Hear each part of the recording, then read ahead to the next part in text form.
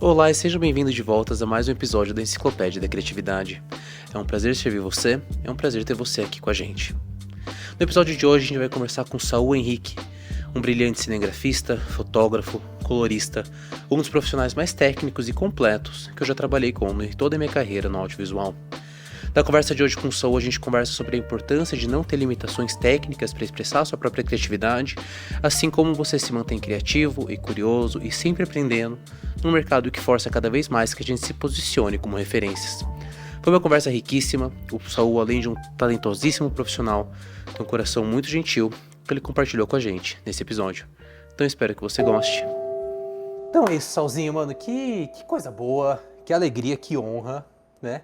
É um projeto relativamente novo e, obviamente, você tinha que estar aí nesses primeiros 4, na verdade. Eu fiquei feliz eu tô demais. conversando. Então, mano, seja muito bem-vindo, Saulzinho. Seja muito bem-vindo. É uma honra estar aqui.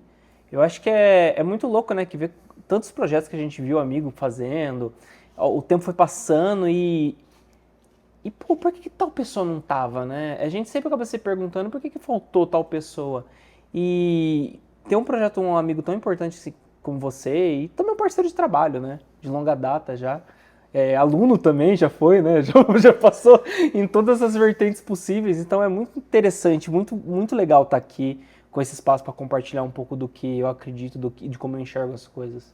Maravilha, Saulzinho. Isso é verdade, né, mano? Muita água já passou debaixo da ponte. Até por cima, né? Até por cima, por baixo, de lado. Mas acho que essa... E justamente nisso eu vou puxar então a conversa do nosso papo pra gente mergulhar direto nisso.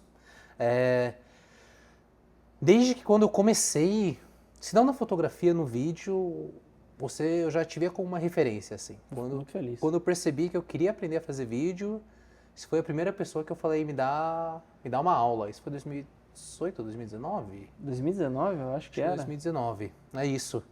Eu entrei no vídeo 3, 4 anos depois da fotografia, então foi por aí mesmo. Dito isso, Saulzinho, o que eu acho muito legal, às vezes até um pouco frustrante trabalhar com você, é porque você é o cara que é bom em tudo. É o pato, né? Você é bom em tudo, assim. E quando se fala em operação de câmera, depois de trabalhar com o Saul, fica a desejar quando trabalha com outras pessoas. Mas quando eu não posso estar no set fotografando, você é a pessoa que chama pra fotografar. Vão caçar minha garganta depois. Não, mas quando fala de color, você fala de color. Quando fala de pós, você fala de pós. Eu acho muito interessante, porque o meu próprio processo criativo, ele sempre começa muito dentro da minha própria cabeça.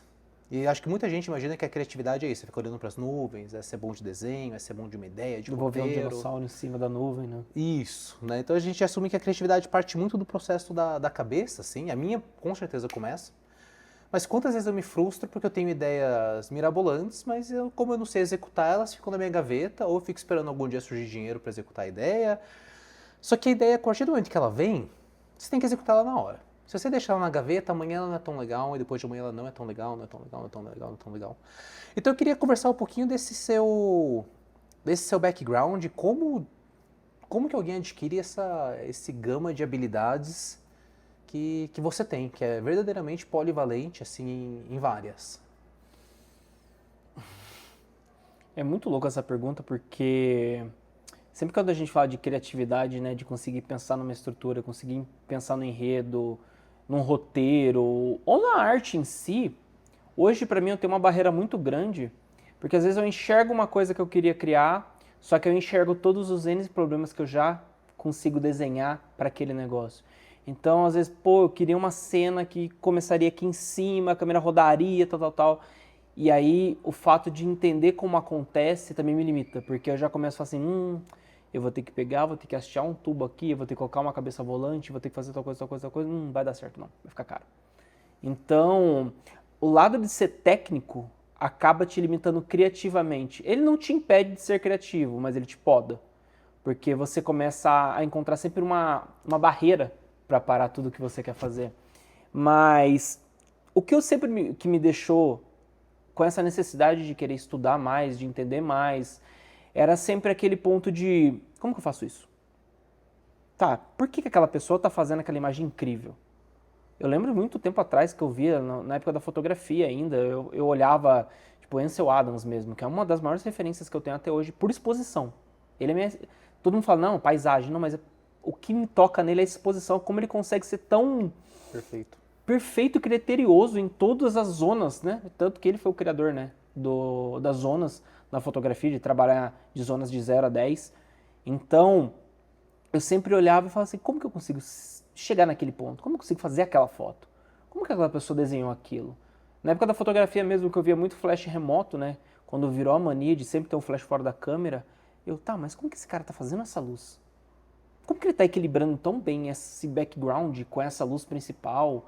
Então isso sempre me levou a falar assim, eu quero estudar mais. E aí eu sempre me afundei muito, na época que eu comecei a fotografar, não tinha YouTube, né? A gente tinha ainda livros.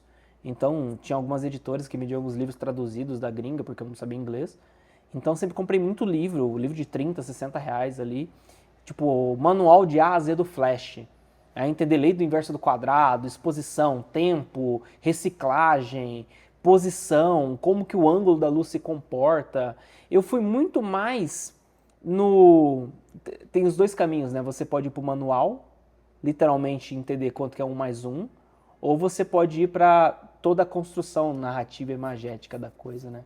Que é o que o grande cinema mostra pra gente, né? Como que toda essa atmosfera constrói um filme. Só que eu sempre fui o cara do número, eu sempre gostei... Eu era péssimo na escola, eu era um dos piores alunos da escola, mas eu sempre gostei muito do número. Eu sempre gostei de entender como que A mais B daria uma outra letra, né? Quanto 1 mais 1 daria 2. Então, eu estudei muito técnica, e foi isso. Eu chegava num ponto, por exemplo, entendi agora como que expõe. Tá, mas a qualidade da minha imagem ainda não tá chegando legal. O que que tá fazendo a minha imagem não chegar legal? Codec? Frame rate? É o shutter que tá tendo batimento? Então tá, o que que nessa imagem tem que na minha não tem? O cara faz isso aqui com a mão, tem um movimento. Na minha não tem. Então, peraí, por que que tem movimento? É shutter. Ia lá e estudava shutter. Mas o jeito que o azul se comporta na câmera daquele cara é diferente da minha. O que que tem ali que eu não estou entendendo? Aí ia lá, estudava por que que o sensor e entregava uma estética diferente. Ótica, por que que o rosto do cara tá maior do que a minha? Ia lá, estudava perspectiva e lentes. Então foi sempre uma soma de ficar caçando. Toda vez que eu sentia uma necessidade, eu me aprofundava em alguma coisa. Isso chega até a ser um pouco irritante, né? Porque, por exemplo, às vezes eu tô com a Giovana deitada na cama, eu tô no celular estudando alguma coisa. Ela fala assim, você não vai desligar? Vamos ter um momento. Você nunca tá em casa, quando você tá em casa, você quer ficar no celular vendo coisa. Então, tipo, hoje, esse ano faz 16 anos que eu tô na fotografia, e é 16 anos que todo dia eu tô tentando ver alguma coisa nova. E assim, todo dia eu tô meio que frustrado de falar assim, pô, tá faltando tal coisa. Não tá chegando onde eu queria. Então é uma luta incansável de ver, não tô chegando onde eu quero ainda, não é. Ou vejo uma coisa nova e falo assim, pum, eu não sei fazer aquilo. Deixa eu tentar mais alguma coisa. E aí chegava também no ponto de tipo, fiz uma fotografia que eu queria, chegou na pós, foram lá e cagaram tudo a cor que eu fiz, a luz que eu fiz. Tudo que eu pensei era só converter o espaço de cor da câmera às vezes, e o cara foi lá, quis dar o talento, e acabou destruindo o arquivo inteiro. E aí foi nisso que eu também vou atrás de aprender pós-produção, de tudo um pouco. Ainda falta muito. Eu vejo motion, tenho vontade de aprender motion. Eu vejo 3D, eu sei básico de 3D. Então você sempre tá... aparece uma necessidade, você quer encontrar um jeito de aprender mais aquilo e trazer mais aquilo pro seu repertório. Então, assim, algumas coisas me chamaram a atenção. Eu vou tentar lembrar de todas, que eu acho que eventualmente a gente pode investigar ou todas ou algumas delas, tá? A primeira é... Quanto mais a gente sabe, mais empecilho a gente encontra. Isso é algo que eu já comentei até em alguns episódios passados, tem uma conversa com o Lucas. Foi que se eu soubesse tudo que eu sei hoje, quando eu estava começando, eu teria feito metade das coisas que me trouxeram até aqui. Com toda certeza do mundo. Tipo, ter pendurado a Ângela no helicóptero, aquela foto minha que mais viralizou. Hoje... Você é jovem sem consequência. Eu te faço uma lista de itens porque que essa foto não daria certo. Mas que incrível que eu fiz. Então, isso eu acho um ponto interessante. O outro é quando você falou que você se inspira muito em ver o que outra pessoa faz e mais do que querer buscar algo inicial da sua cabeça, você usa... É isso, a inspiração de outra pessoa para aprender a fazer igual. Que eu acredito que a criatividade começa já da cópia para muitas coisas. Com certeza. Então, eu acho que isso é interessante. Terceiro, como apesar que a lista das coisas que a gente não sabe fazer quando a gente começa é grande, e quanto mais a gente estuda, mais a gente descobre que a lista de coisas que a gente não sabe fazer aumenta. Com certeza. como não se frustrar, apesar de tantas coisas assim, putz, não sei fazer, não sei fazer, não sei fazer, não sei fazer, e apesar de não deixar se frustrar ao longo do tempo, porque muitas pessoas desistem depois de 1, 2 anos, percebendo que não chegaram onde queriam, então joga tudo pro alto. E a humildade, mesmo depois de 16 anos, você ainda continuar achando coisa que você não sabe fazer. Eu acho que esses 4 aqui, que você já entregou logo de primeira, a gente consegue chegar num bom cerne de uma máquina criativa que está rodando e evoluindo já faz 16 anos. Tá? Dito isso, vamos começar a partir do segundo, talvez. Eu acredito muito que a cópia serve como um ponto de partida para a originalidade. Por várias razões, porque eu mesmo sou uma pessoa que por muito tempo me inspirei, principalmente dentro da minha própria cabeça, assim, dentro da minha própria fantasia. O que é legal, em alguns sentidos, porque tem um aspecto de originalidade nisso, como, por exemplo, ano passado que eu tive uma ideia de ficar colando planta e fungo e coisa em cima das pessoas, né? Aquilo foi de uma fantasia minha do que poderia ser ou não, né? Mas, ao mesmo tempo, eu percebo e me comparo com outros amigos que estão sempre se alimentando de várias referências o tempo inteiro, e eu percebo como que eles evoluem muito mais rápido do que eu. E lembrando para como eu cheguei, que eu tive um estirão, assim, nos primeiros 5 anos da minha jornada na fotografia, que era, eu achava qualquer produção legal, seja no Pinterest, seja no Instagram, eu tinha a pira de reproduzir. E o que era muito interessante? Eu nunca consegui reproduzir nenhuma igual. Eu não tinha a mesma modelo, não tinha a mesma lente, não tinha a mesma locação, não tinha a mesma luz, não tinha mesmo nada. Então, de verdade, eu querer copiar alguma coisa era só um ponto de partida para eu chegar em algum resultado que, em última instância, era original mesmo. Uhum. Eu já ouvi uma frase que fala, se você copia de um só é plágio, se você copia de 1000, você é um gênio. Né? Então, eu achei muito legal isso que você falou, tanto citando o exemplo de Ansel Adams, aí, de uma escola mais antiga da fotografia. Mas eu acho muito legal essa visão de que a criatividade vem muito menos de querer ser original o tempo todo e muito mais de querer aprender uma habilidade nova o tempo todo. Então eu achei isso muito profundamente rico, assim, até com uma certa humildade. Acho que todo mundo quer ser muito autoridade o tempo todo hoje em dia, né? Jamais, a gente é uma soma de cópias, né? A galera posta uma foto de um retrato na vertical, e a composição na vertical é limitada, é sempre o objeto no centro, né? Aí o cara vai lá e coloca Fibonacci em cima. Eu olho e falo assim, meu... Né? Então, todo mundo quer super valorizar tudo, assim. Eu acho que esse ponto de partida de cópia, principalmente para quem está começando, eu acho que é uma boa parte de quem ouve, assim, acho que pode ser um lugar muito rico para o florescer da criatividade. Quando eu falo cópia, as pessoas entendem copiar de uma forma tão literal, de tipo assim, eu vi o trabalho do Léo, eu vou fazer uma foto igual a do Léo. Mas a cópia, ela tá muito mais intrínseca que isso. A cópia é eu olhar uma estrutura dessa, enxergar uma perspectiva e querer copiar essa perspectiva num trabalho meu. Isso é uma cópia. É eu ver como que o reflexo de uma luz bate na parede e desenha uma planta na parede e querer ter isso no meu filme. Então, a cópia ela não vem só literalmente de copiar um trabalho de alguém, mas é copiar alguma coisa que você já viu.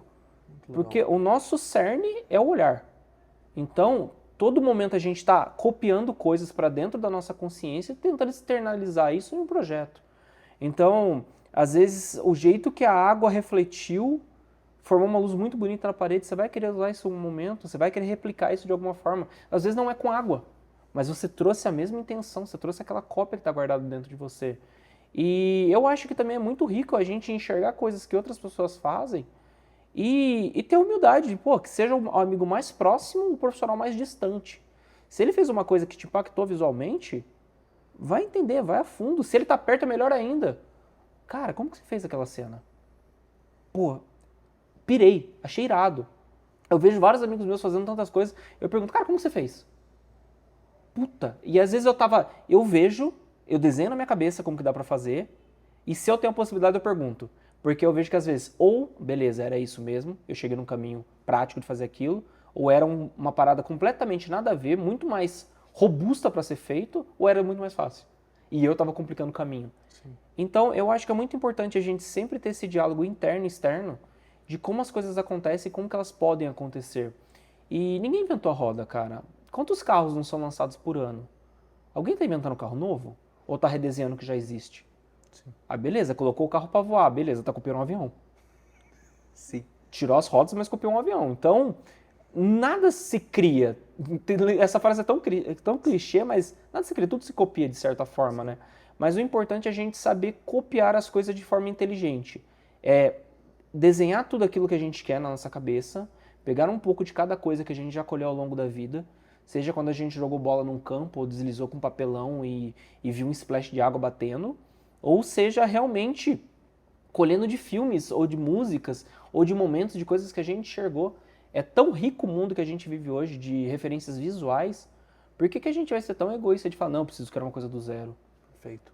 Eu sempre fui muito do clivo de antes o bem feito do que o perfeito. Tem gente que fala que antes o feito, né? Eu não, antes o bem feito. Porque se você olhar nos meus filmes ou nas coisas que eu faço, eu não tenho nenhuma cor que identifica que é o Saul. Eu não tenho nenhum enquadramento mirabolante que alguém no futuro, daqui 30 anos, vai olhar e falar assim, nossa, aquela foto era do Saul. Mas tem literalmente quem eu sou naquilo, de certa forma. Que é a preocupação de ter a exposição onde eu quero, de ter as cores fiéis que eu quero, de buscar o conceito estético e técnico que eu quero. Então tudo bem, eu não quero que ninguém veja uma foto minha e fale, é o Saul que fez isso. Mas eu fico muito feliz quando alguém me relaciona. Cara, eu vi tal filme, eu tinha certeza que era você porque tava muito redondinho, tava muito certinho. E aí entra a maior frustração da minha vida, né? As produções estão cada dia mais baratas. Ninguém mais quer gastar dinheiro com tanta... Eu não falo nem IA, cara. É com tantos artifícios que tem, até profissionais mais baratos hoje em dia, as campanhas estão ficando mais baratas. E a gente está tendo que se movimentar muito mais rápido e mais efetivo para fazer as coisas acontecerem. Sim. E nisso a gente tropeça. Às vezes a gente acaba se machucando de não conseguir produzir o que a gente quer da forma que a gente queria. E essa é a maior frustração que eu tenho hoje. Às vezes eu quero ter tanto uma...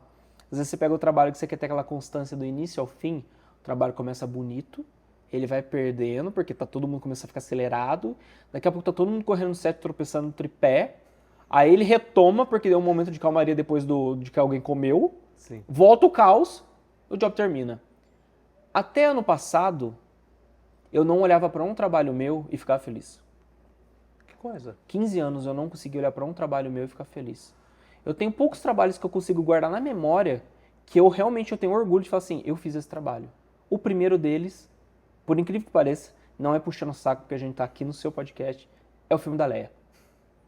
É o filme da Leia porque a gente chegou numa coisa tão simples, numa conversa, e a gente saiu com, literalmente, um cachorro, algumas pessoas, uma câmera na mão, sim, sem luz, sem nada, e disparado eu acho que é uma das coisas mais bonitas que eu fiz na minha vida, porque é a luz que a gente tem do universo, é a história que a vida nos dá, de as coisas aparecem na nossa vida, a gente ama, sim, elas envelhecem e proveniente elas morrem em algum tempo, ou a gente tem que só viver aquele momento, que a gente percebe que o tempo está passando, a gente tem que viver aquilo. Sim. E aí você olha aquele vídeo, a consistência que ele tem, ele começa criando, apresentando os personagens, aí ele cresce, ele começa a trazer um elemento de, pode dar tudo errado aqui, aí a gente tem uma baixa no filme de parecer que, tipo, morreu? O que aconteceu? E aí tem aquela retomada feliz e você termina o filme calmo. Ele tem todas as nuances de um filme perfeito. Aquilo, pra mim, é um dos mais simples que a gente já fez na vida. Sim. E tem tudo pra ser um filme perfeito pra mim. Porque ele entrega tudo que eu acredito. E eu acho que esse é o ponto. E esse ano eu comecei a também entender que o mundo tá mudando e que a gente não tem controle de tudo e que tá tudo bem. A gente consegue fazer bem feito. Essa semana eu fiz um filme até de um mercado e eu recebi um comentário muito chato no Instagram. De tipo, nossa, esse sabe dar golpe, hein? Aí eu, mas por que dar golpe? Ah, luz frontal batendo. Aí, cara, eu internalizei aquilo assim, me machucou tanto. Aí eu olhei assim e falei, cara, foi um filme que a gente teve 2 diárias de quase 20 horas cada dia. Eu dormi menos de 3 horas. Teve N mudanças de roteiro durante o dia. A gente estava numa equipe de 3 pessoas. Só porque a luz tá frontal, o filme tá feio, eu vou descartar tudo que eu fiz porque a luz tá frontal. Aí eu aprendi a começar a ver um pouco do meu processo e falar, tá tudo bem. Sim. Não tá o ideal, eu não queria aquilo. Mas eu ainda fiz bonito dentro do que dava. E eu acho que esse é um dos pontos mais importantes que a gente tem que ter, do cuidado de... Você falou numa pergunta, né? Como que a gente mantém a humildade e não se frustrar de cada dia talvez não conseguir colocar em prática aquilo que a gente queria aprender, né? Ou não conseguir realmente colocar para fora tudo que a gente aprendeu ou queria expor. É, é ter o cuidado de saber que cada dia você colocou um pouquinho do que você aprendeu. Você precisa ter esse olhar. Muito legal. Que se você não tiver esse olhar, você se machuca. E aí que começa a entrar a frustração. Tudo bem, eu não consegui reproduzir a imagem perfeita que o cara reproduziu. Mas o que eu trouxe daquela imagem? Eu consegui chegar numa exposição, no enquadramento, numa nitidez, numa cor, qualquer que seja o elemento. Se você conseguiu, por mínimo que seja 1%, trazer um pouco daquilo que você queria, já é satisfatório. E que todo mundo está pensando sempre no 100%. Ah, eu quero essa referência. Ah, eu não cheguei na referência. Eu sou um fracasso. Eu não sirvo para isso, eu não quero mais. E eu vejo as pessoas desistindo por muito pouco. É tipo, 16 anos eu não tô em momento algum. Por muito que as pessoas me coloquem numa posição, eu não tô nessa posição. Eu não sou ninguém no mercado. Se você coloca, tem gente com 2, 3 anos com menos repertório de vida que eu que tá colocando no status, né, da sociedade, de onde tem que estar, onde não tem que estar, tá muito acima. Mas eu olho e falo assim, não, cara, eu sou mais um dessa cadeia produtiva, só que me esforçando ao máximo para entregar sempre o que eu posso da melhor forma possível. Eu vou discordando dessa última parte, porque eu acho que tem dois aspectos que a gente pode discutir aqui, entre tanta coisa que a gente pode discutir aqui. Se deixar, né? A gente vai extrapolando o horário, tempo, fala. Sim, mas é justamente uma questão de... Uma coisa é percepção de status, e tem gente que busca isso, busca o aplauso, busca a palma. E outra coisa é corpo, é densidade de artista. E de verdade, sim, existem pessoas que buscam o aplauso, buscam a hype, buscam ser visto com alguém que tá marcado em stories de quem. Não tirando ou colocando mérito disso, mas eu acho que isso é muito mais um jogo de marketing e que pode dar resultados em questão de trabalho, de conseguir produtora, label, marca, o que for. Mas eu não acredito que isso é verdadeira arte. A arte que eu tô falando é aquilo que você justamente comentou antes, que eu vou puxar de novo. Pra mim a arte é o craft de fazer. Você falou assim, o que te frustra é que as produções, o mercado tá mudando, como as pessoas consumem filmes está mudando. Uma geração nova está chegando que não consome mais longa-metragem, consome conteúdo na vertical. É uma questão tão absurda essa questão de conteúdo na vertical que hoje você começa qualquer filme, série da Netflix que você coloca, os primeiros 2 minutos é um recap completo de tudo que vai acontecer, alucinante, com uma cena de ação. Só pra, por favor, fique. Eu tenho isso pra te entregar durante 3 horas. Isso, o filme não começa mais devagar. Porque se começa devagar, a pessoa não assiste mais. Eu descobri recentemente que o Netflix tem como assistir 2 vezes de acelerado. Eu não tinha ideia que isso podia. Meu santo Deus, cara. Então eu acho que é uma questão de que os hábitos de consumo de filme estão mudando. E se os hábitos de consumo de filme estão mudando, as marcas vão para onde tem que ir. Se isso significa contratar 30 influencers no lugar de um filme, mas essa é uma decisão de mercado. Pelo outro lado, que eu vejo, a frustração que vem é de não poder fazer o craft com o carinho que a gente tem. Porque a fotografia, eu vejo que até se sustenta por si só. Um fotógrafo sozinho consegue fazer coisas incríveis. Você deixar ele solto, ele acha um canto, né? Ele acha, ele vai fazer uma trilha, ele vai ficar esperando na trilha até o sol se pôr, até o sol nascer. Fotógrafos sozinhos fazem coisas incríveis. Filme não. Filme é um trabalho estritamente coletivo. E para fazer o coletivo dar certo, é uma sopa que acho que só quem já teve uma experiência de estar no set sabe, são diferentes pessoas e a língua não é uma forma de comunicação 100% cravada. Quando a gente fala algo bonito, que é bonito para mim, que é bonito para você, são duas coisas distintas. Então, coordenar todas essas pessoas dentro de um set exige os processos do nosso craft que a gente sabe que leva tempo, que custa dinheiro. Então, eu acho que são duas coisas aí, que uma coisa é o artista que busca hype, que eu acho que a partir do momento que esse se torna o seu objetivo, é uma fórmula de frustração, e é por isso que a gente vê tanto artista que se perde em droga, em personagem, em gastar mais dinheiro do que ganha, do que for.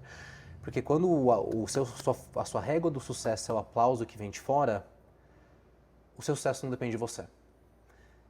E qual que é a chance de você ser feliz, sendo que a sua felicidade não depende do seu próprio esforço? É o tempo todo você aberto com uma postagem esperando ver quantas curtidas ele vai ter, né? Em um longo de 15 minutos, 1 hora, um dia. Né? Agora, se a sua régua do sucesso é fazer bem feito, aí você pode ser bem sucedido todos os dias. Você se basta, né? E aí você cria um corpo de artista que é muito maior do que quem precisa de fato do aplauso e da hype. Então, não falando que um é necessariamente melhor do que o outro, mas eu até falo que a enciclopédia da criatividade é para artistas na era do conteúdo, né? Então, eu acho que para quem quer essa fórmula de como bombar nas redes sociais, eu não saberia dar conselho, eu acho que você também não... Com toda certeza. O meu Instagram é a coisa mais perdida do mundo. Eu jogo o que eu acho interessante e tá tudo bem. Mas eu acho que quando se fala nessa de fazer bem feito, naquilo que você falou assim, minha régua é antes bem feito do que perfeito, eu acho que aí a gente chegou no core de onde a gente quer chegar. Mais certeza ainda que você é a pessoa certa para estar aqui, pra gente continuar conversando. Dito isso, antes bem feito do que perfeito, esse ano eu defini para mim que eu tinha um mantra, porque eu tinha muito um descompasso entre a minha capacidade intelectual e a capacidade física. O que eu quero dizer é, eu assisto um filme, eu entendo de cabo a rabo porque aquilo é uma obra de arte. Pô, falou de semiótica, falou de lero-lero, você me conhece, entendeu? Falou que é pra achar significado dentro de imagem, eu saio nadando, entendeu? Mas não quer dizer que eu sei fazer o que eles fizeram. Então, na minha cabeça, eu consegui imaginar um monte de coisa. Eu consigo olhar para o meu trabalho e ver todo porque falta para ele ser incrível, para eu ter tesão dentro dele. Mas na hora que eu pego para fazer, a mão não chega do mesmo lugar da cabeça. Isso gerava uma frustração, esse perfeccionismo acabou virando uma desculpa para ficar parado. Porque se nada que eu faço, tudo que eu vou fazer, eu encontro 1000 razões porque não vai ficar tão bom quanto pode ser, É melhor nem fazer. então é melhor nem se dar o trabalho de fazer. Esse ano eu decidi mudar essa régua. Eu falei assim, cara, tem que ser legal, não tem que ser perfeito. Tem que ser legal, não tem que ser perfeito. Tem vezes que eu esqueço disso, mas vira e mexe eu me lembro. Tem escrito em vários lugares. Sim, tem que ser legal, não tem que ser perfeito. Porque afinal de contas, o perfeito... Tantas coisas são perfeitas e não são necessariamente legais, eu acho que talvez a gente acabe caindo até num lance de design. O design é perfeito e não necessariamente legal. E quem assim. determina o que é perfeito, né? Qual Sim. que é o padrão de perfeito? É muito irrelevante. Eu comecei a enxergar que o padrão do perfeito é o meu melhor. Então eu tô perfeito. Se eu chegar no meu melhor, eu tô perfeito. Porque aí a gente sempre tá contente com o que a gente faz. Porque, cara, 16 anos fazendo a mesma coisa, encontrando cada vez mais dificuldade. E vamos lá, cara, o glamour do audiovisual. Todo mundo olha pra nossa vida, vê equipamento, vê produções, vê a gente em países, nanana. Ah, cara, tá nadando no dinheiro. É o que eu falo, cara. Às vezes eu sou convidado para fazer algumas palestras para marcas e eu falo, gente, beleza, vocês estão cobrando certo? Porque aí você pega, você abre uma planilha, mostra pro cara quanto que custa um dia dele, ele fica pasmo, que ele não imaginava que custava tudo aquilo, e você fala assim, meu, às vezes é falar uns não também. Do que você não quer fazer, do que não é pra você. Sim. Você vai fazer, vai ter uns meses que você vai ficar apertado, você não vai pagar aluguel, você vai comer mal, e a galera fala, ah, vai comer mal, vai pensando, não, gente, às vezes você não vai ter um alimento em casa, ou vai estar atrasado. Só que você tem que ser condizente com o que você quer para sua vida. E a gente está nessa era, né, de que as pessoas elas não conseguem mais ter densidade, elas não conseguem prestar atenção nos conteúdos. Você vê filme de Oscar. Vamos colocar Oppenheimer. Ai, que filme chato. Dormi em meia hora. Porque a pessoa entra, ela sai tanto daquele flow acelerado da vida dela, que ela não consegue se ater à atenção, ela dorme. Sim.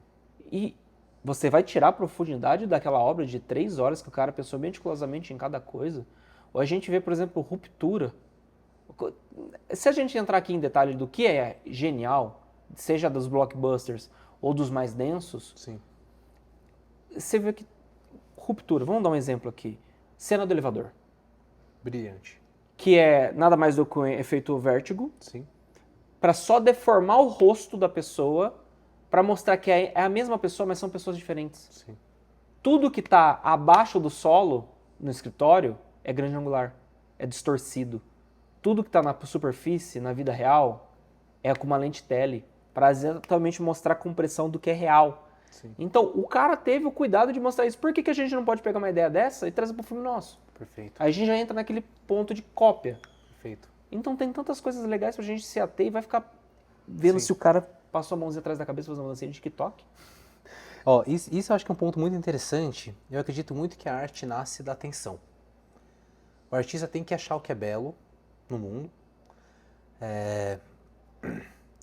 Quase que eu desvenho aqui num ponto de alienação, assim, notícia, como que você consegue prestar atenção e continuar achando que é belo num mundo tão caótico e apocalíptico, né, com tantas notificações quanto o de hoje, assim, mas eu vou tentar não desviar agora.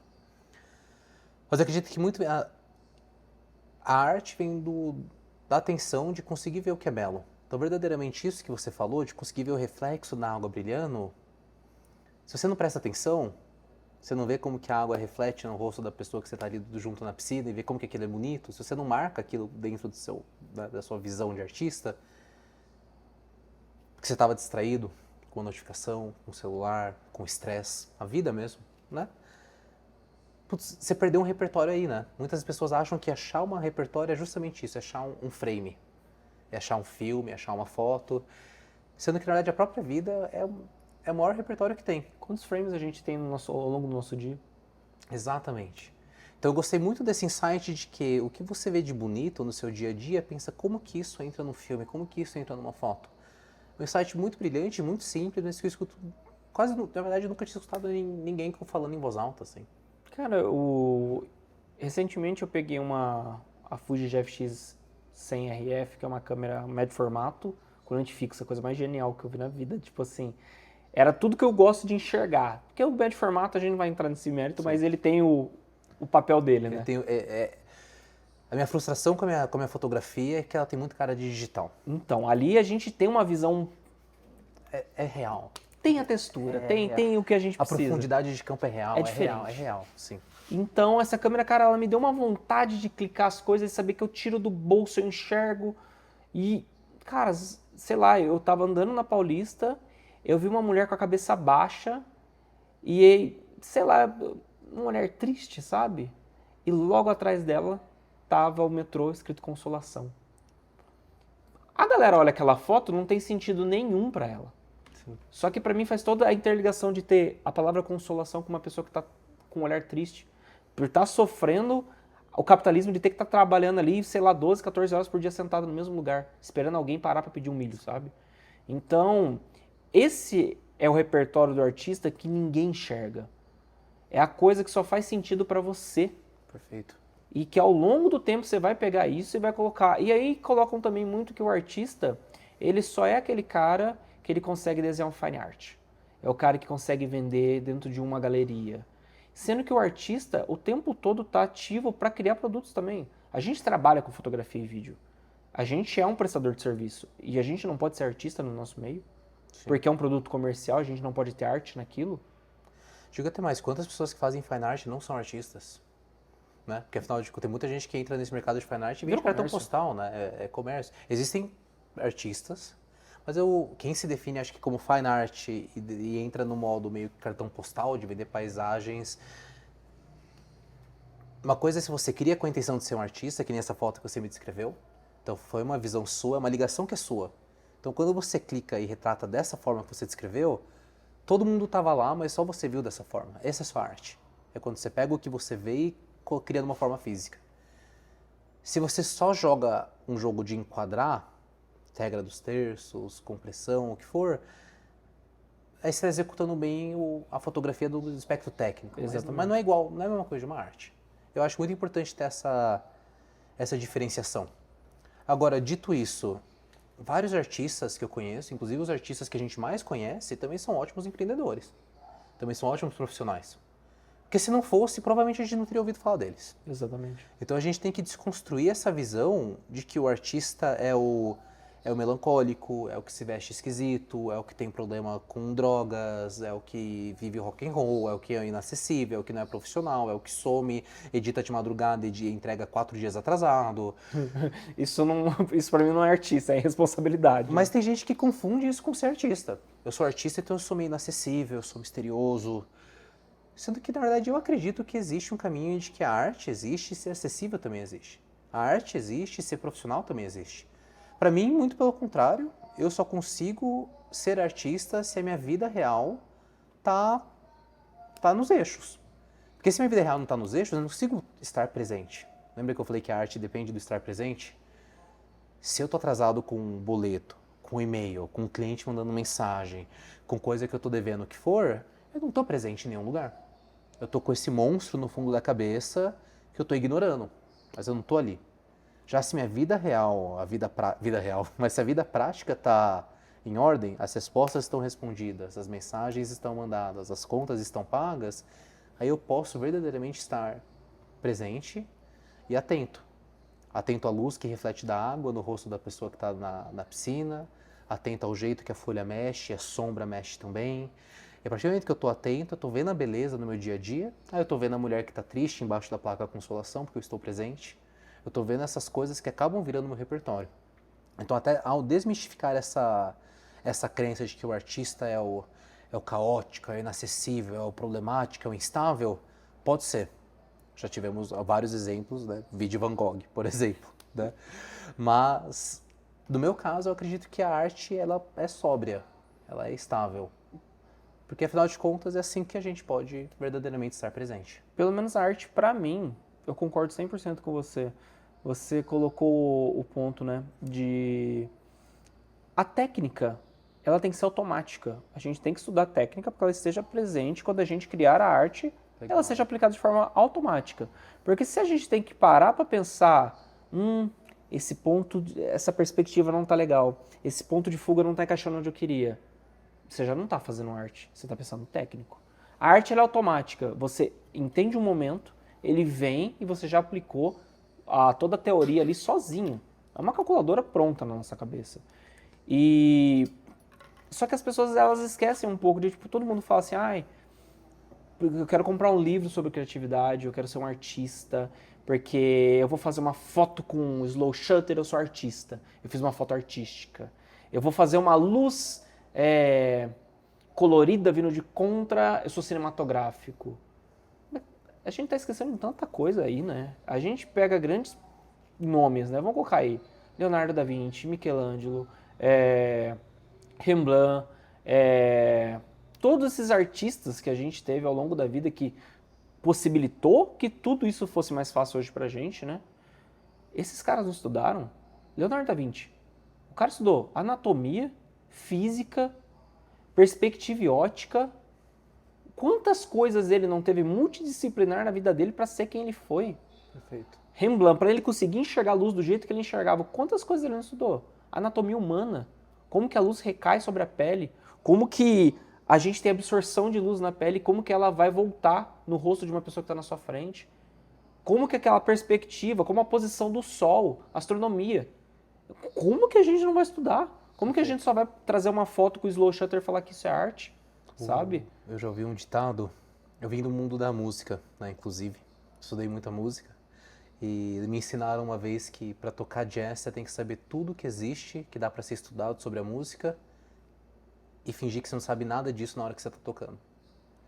Então isso é muito verdade. Eu acho que você precisa ter esse repertório de ferramentas para você poder criar livremente. Porque se você não tem esse repertório de ferramentas, você cria o que deu. Exatamente. O resultado que você chegou foi falta de opção. É o resultado que você conseguia chegar. Foi no que deu. Foi no que deu. Por que você chegou nessas cores? Porque é o que eu sei fazer.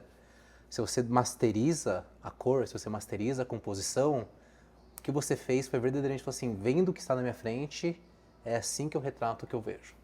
E assim você está se expressando, você está se expressando ao compor aquele quadro. Então eu acredito muito nisso que você está falando. E eu vou puxar, Salzinho, para um dos pontos iniciais, então, que eu escuto, tentando me colocar no lugar de quem escuta nós. Você tem 16 anos, eu tenho meus 10 anos. E a pessoa fala assim, poxa, mas eu tenho 6 meses. Tá?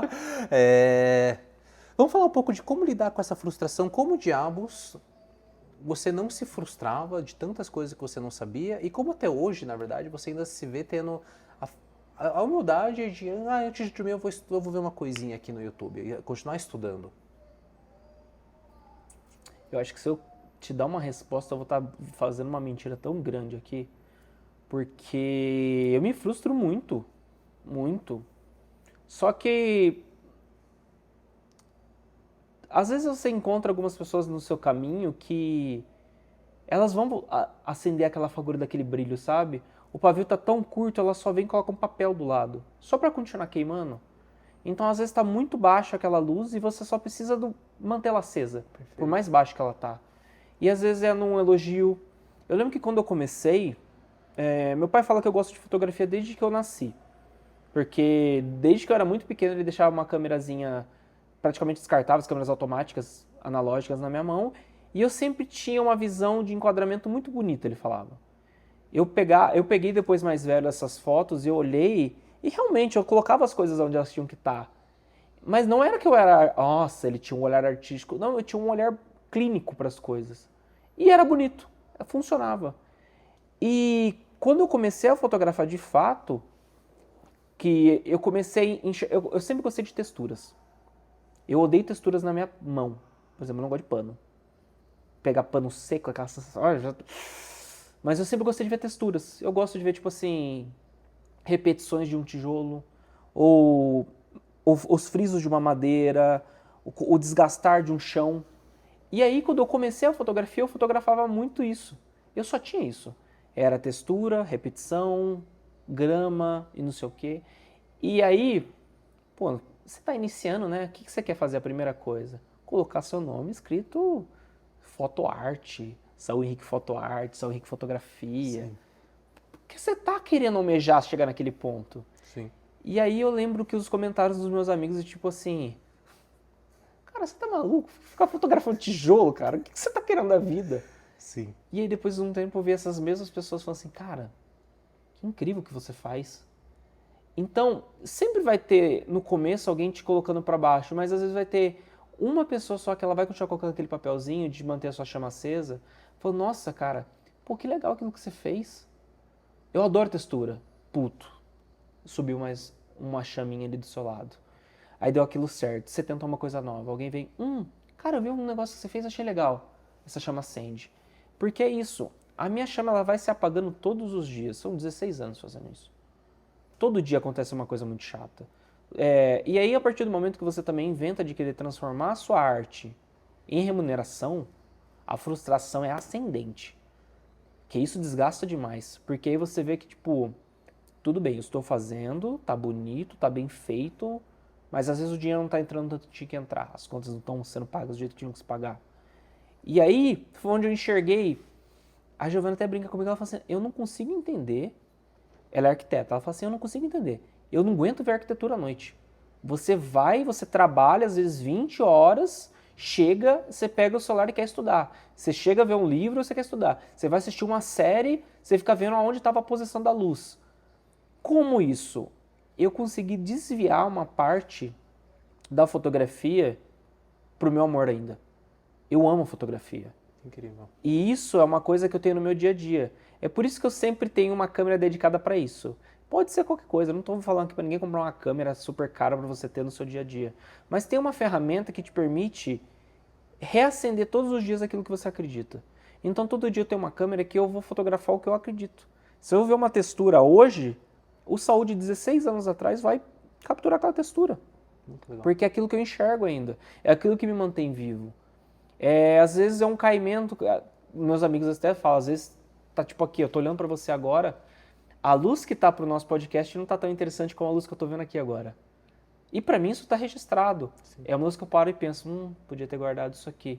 E às vezes é um momento que se você não tá nisso, você saca o celular, pô, só olha pra cá. Pronto, guardou essa foto pra si. Sim. Não vai virar nada, não vai virar stories, não vai virar droga nenhuma. Mas virou um momento que você precisava pra manter a chama acesa de não se frustrar com a arte. Salzinho, eu odeio tudo sobre o processo de fazer um filme. A única coisa que eu odeio mais do que isso é não fazer um filme. Eu acho que quando você sabe que você tem essa alma de artista, quando é uma questão de, tipo assim, não é uma escolha, não fazer. Você pode estar cansado que for, fotografou o dia inteiro, faz isso faz 10 anos, mas no meu tempo livre eu vou pensar em foto mais uma vez. Eu vou consumir foto mais uma vez. Eu vou ver um vídeo sobre foto mais uma vez. De formas diferentes, né? Não necessariamente via trabalho, né? Mas isso que você falou de ter... Porque eu já entrei em crise com a minha câmera várias vezes. Eu e ela, a gente já se desentendeu feio umas 2, quase 3 vezes. Mas depois a gente faz as pazes de algum jeito ou de outro. É justamente quando alguém vem e reacende esse fogo. O que entrou na minha vida ano passado, eu senti que reacendeu esse lugar do hobby, foi quando eu peguei uma câmera de filme em médio formato. Porque aí sim, tipo assim, não adianta eu querer fingir que eu vou trabalhar com ela, não vou. Cada foto com ela é 1 minuto para fazer. Cada rolo de filme é 12 fotos. Não vou trabalhar com ela. Mas ela me permite brincar com a fotografia de um jeito que, tipo assim, é tão distante da fotografia trabalho que eu tenho, que é digital, cartão, 30 fotos por segundo, né? Performance, monitoramento, que o cliente já está recebendo enquanto eu estou clicando, e já estou recebendo alteração, a sessão de foto nem terminou. Ela é tão distante disso tudo que eu consegui encontrar esse lugar. Tipo assim, putz, eu posso só brincar com você, eu posso ser ficar olhando pro negócio por 1 minuto até acertar a foto. Que é sobre isso, assim, eu sempre gostei de olhar para as coisas quando eu era criança.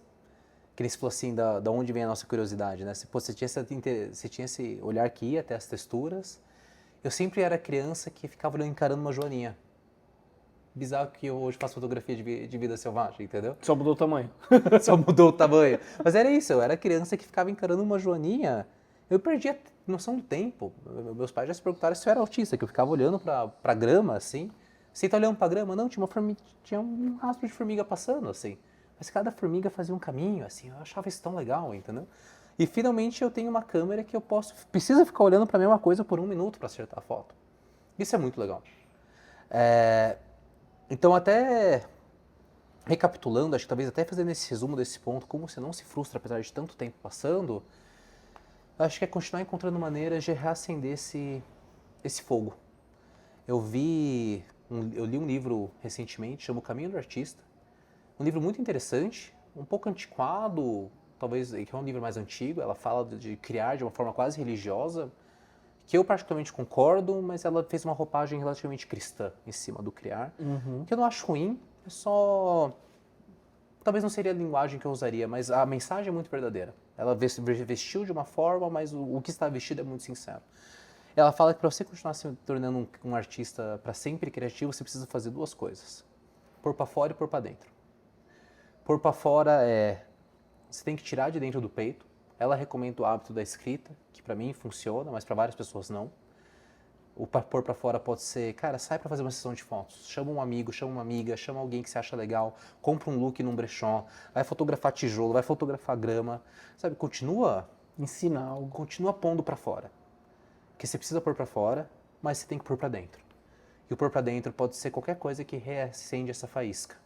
Pode ser um elogio, pode ser algo que você verdadeiramente se divertiu, um filme que você amou assistir, algo que você fez pela primeira vez que você nunca tinha feito, descer de bicicleta uma colina e sentir o vento na cara.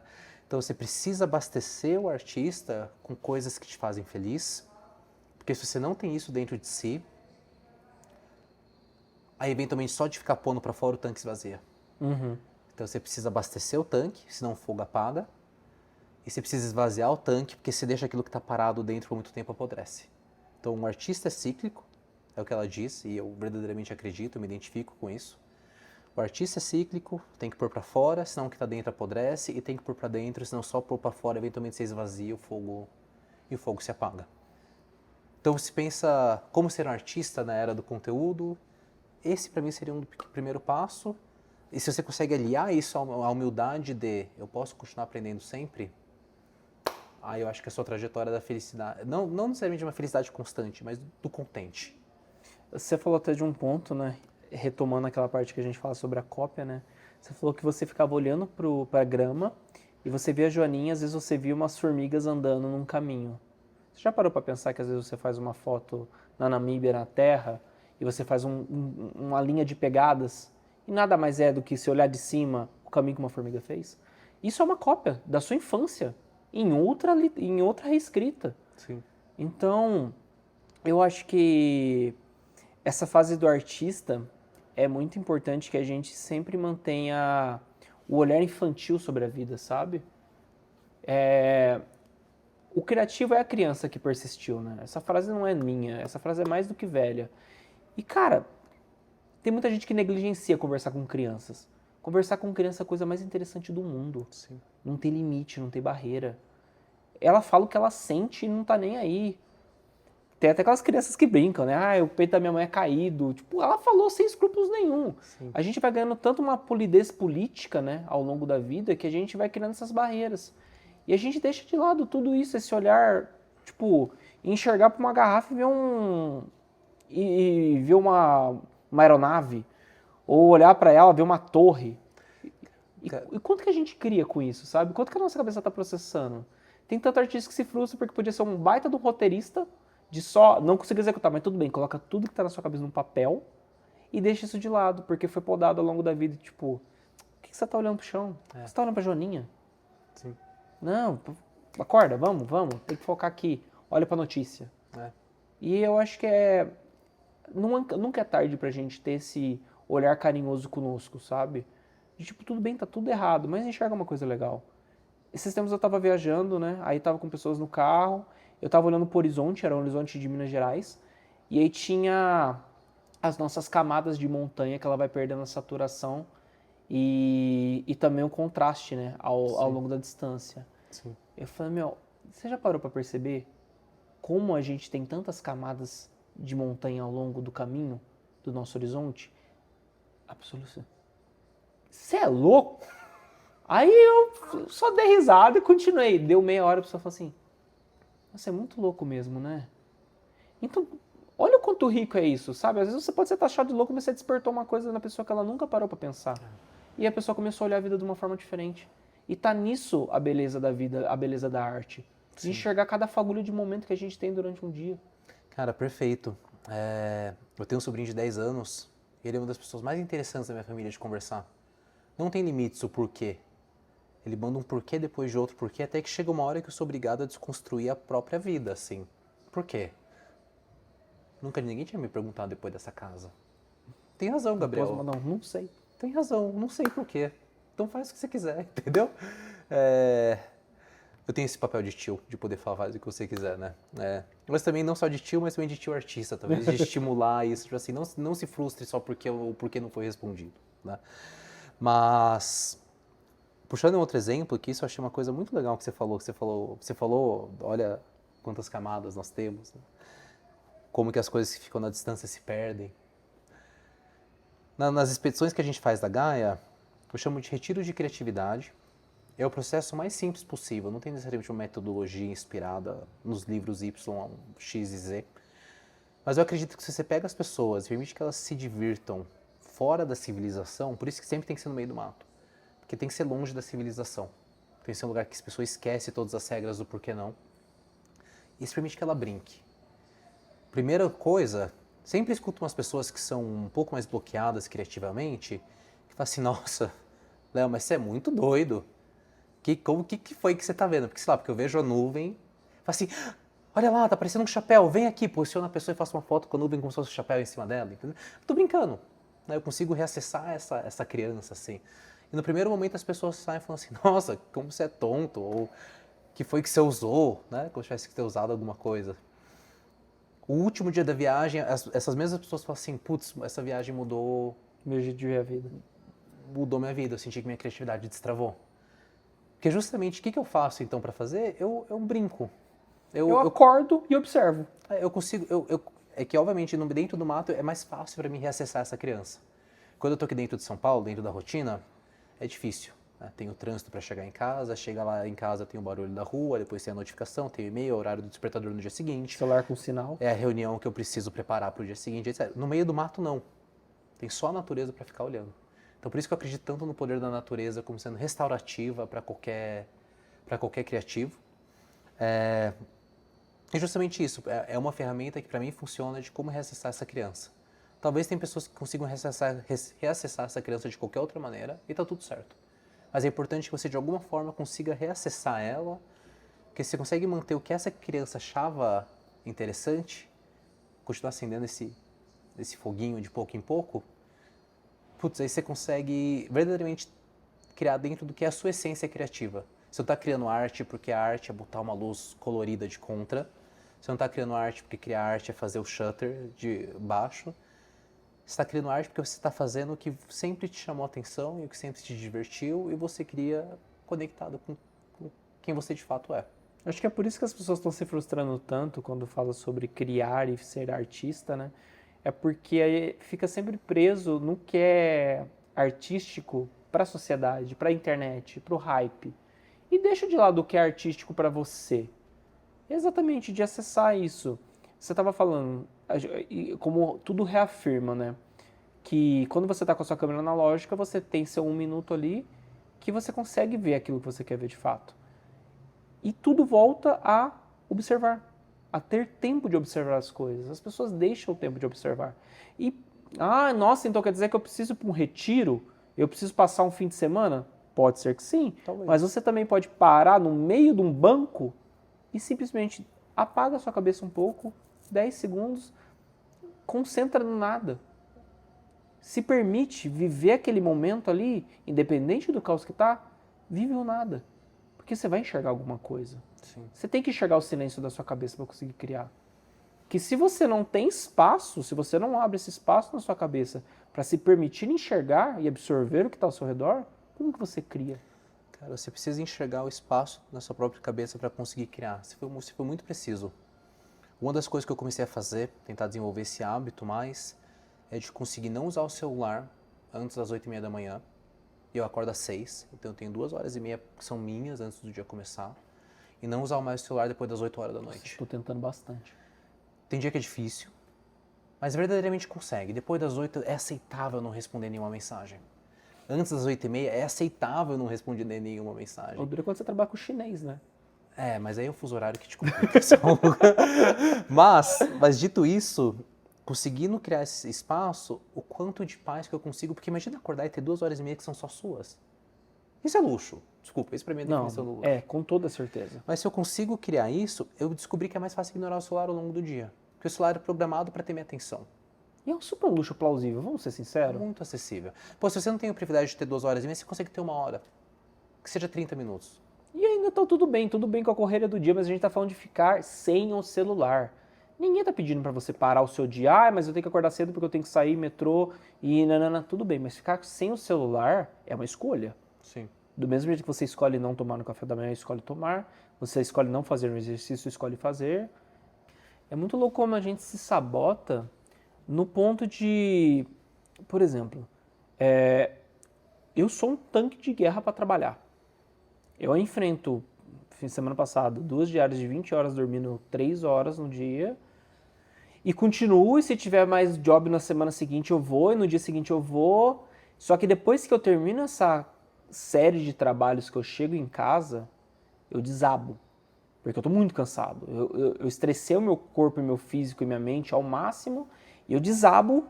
E aí, mesmo que eu descanse 2, 3, 4 dias, eu não tenho vontade nenhuma de fazer uma coisa que é pra mim. Então, às vezes, tipo, sei lá, eu quero criar um projeto autoral. Não vou criar. E aí, quando a gente se sabota por escolhas, tipo, eu escolhi colocar toda a minha energia no trabalho. Mas por que eu não estou escolhendo colocar a mesma energia numa coisa pra mim? É que o nosso trabalho ele é muito exaustivo, físico e mental. Ele é físico, sobe câmera, desce câmera, sobe tripé, carrega carro. Mas ele é muito mental. O tempo inteiro você está analisando luz, volume, composição. Ele exaure. Você não viu o cabelo da modelo que tá fora?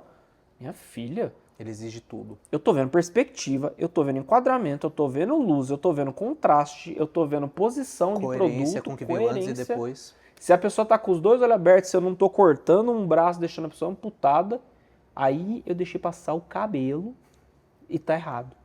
Então, olha o quanto de elementos a gente tem. Eu não vou nem calcular aqui quantos elementos a gente tem que prestar atenção numa foto. Imagina num vídeo. São 24 frames por segundo no mínimo.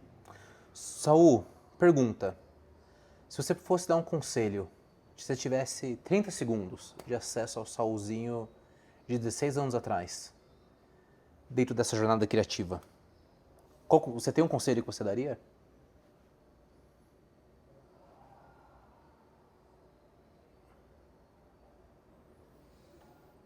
Nossa, eu não estava preparado para essa pergunta, não. Um conselho em 30 segundos para o meu Saul da infância. Parece que todo conselho acaba parecendo meio clichê, né? De tipo... continue olhando as coisas do jeito que você sempre olhou. Ou... não trabalhe com o que você ama e continue amando o que você ama de verdade. Sim. Mas eu acho que talvez um conselho que eu daria pra mim de, sei lá, 16 anos atrás continue amando a fotografia, independente do que ela se torne para você ao longo da vida. Se ela se tornou trabalho, se ela se tornou um fardo, continua amando o porquê que ela entrou na sua vida, sabe? Eu acho que a fotografia, ela tem um papel muito básico na minha vida. Ela tem realmente o que ela é, lembranças. É muito louco porque se eu pegar a minha adolescência inteira, eu quase não tenho foto. Eu nunca gostei de me ver nas fotos. Mas eu tenho muitas fotos das coisas que acontecem ao meu redor. E isso eu acho que explica um pouco. É pra ver como a arte ela é uma coisa muito mais profunda. Ela explica um pouco de como eu me vejo na vida. Quantas vezes eu não me deixo de lado por tudo que está ao meu redor? E na fotografia também foi assim. Quantas vezes eu deixei de me fotografar para fotografar tudo que está na minha volta? Perfeito. Então, aí que a gente começa a entender como que a arte ela age na nossa vida. Ela nada mais é do que um retrato íntimo nosso. Ela é um retrato intrínseco. Eu lembro até que eu tinha uma série de retratos, quando eu era mais novo, que chamava Intrínseco Retrato. Que é nada mais do que, eu vou colocar numa foto literalmente aquilo que eu enxerguei. E não tô falando de criar a foto mais incrível do mundo. É só colocar realmente tudo aquilo que eu acredito. Perfeito. Então, às vezes é um fio de cabelo que você viu caindo numa almofada, que você pode retratar aquilo. Pode passar 30, 40 anos. Você pode olhar aquele fio de cabelo e lembrar de onde ele era. E a fotografia ela tem muito esse papel na minha vida, de trazer lembranças. Porque a luz, pra mim, o pôr do sol é uma das coisas que mais traz isso. Sempre que eu vejo um pôr do sol, eu lembro de uma época muito específica da minha infância. E as pessoas deixam de trazer essas memórias afetivas para o dia a dia. E eu acho que é esse o conselho que eu dei a volta, né? Mas o conselho é esse. Nunca esqueça o porquê que você escolheu aquilo para sua vida, sabe? Continue amando aquilo. Que aquilo vai trazer o sentido que você precisa na escuridão. Muitos momentos da minha vida eu vivi momentos muito tenebrosos que eu me apegava numa lembrança, Sim. num fragmento de vida, sabe? Já passei por muita coisa, eu acho que aqui não é lugar de contar história triste, mas já passei muitas coisas difíceis que às vezes lembrar de um momento, um simples fragmento, trouxe ativa toda aquela força que eu precisava para continuar seguindo, sabe? E, Saul, eu acredito muito que para todo mundo que é artista, é nosso trabalho não só explorar o mundo, mas também explorar as próprias emoções. Com toda certeza. Se você conhece lugares de tristeza e de melancolia, se algum dia você está dirigindo um filme, ou uma modelo, ou um trabalho que quer retratar a melancolia, se você a conhece, você sabe se chegou lá. Também é repertório, né? Também é repertório. Então hoje eu olho para trás e até os momentos que já foram mais difíceis da minha vida, falo, enriqueceu o artista que eu sou. Eu conheço algumas emoções que outras pessoas não conhecem e isso pode ser um diferencial meu. Você tá falando isso, é muito louco que o Saul da adolescência era um Saul que escrevia todos os dias. Que legal. Só que era um Saul muito triste.